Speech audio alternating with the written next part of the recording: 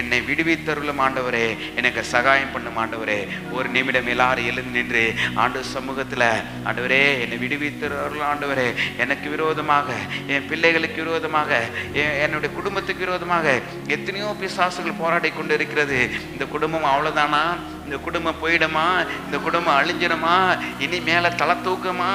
இனி அவ்வளோதான் என்று நினைத்து கொண்டிருக்கிற அநேகர் கங்கணம் கட்டி திரிந்து கொண்டு இருக்கிறார்கள். இவர்களுக்கு எதனா நடக்குமா? இவர்கள் குடும்பத்தில் எதனா சம்பவிக்குமா என்று அநேக பேர் எதிர்பார்த்து கொண்டிருக்கிறார்கள். வேதம் சொல்லுகிறது, என் பிராணனை அழிக்க தேடுகிறவர்கள் ஏகமாய் வெட்கி நாணி எனக்கு தீங்கு செய்ய விரும்புகிறவர்கள் பின்னிட்டு லட்சிய அடைவார்களாக. அன்பானவர்களே, பிரியமானவர்களே, உங்களுக்கு நமக்கு விரோதமாக எழும்புகிறவர்கள் தான் லட்சிய அடைவார்கள்.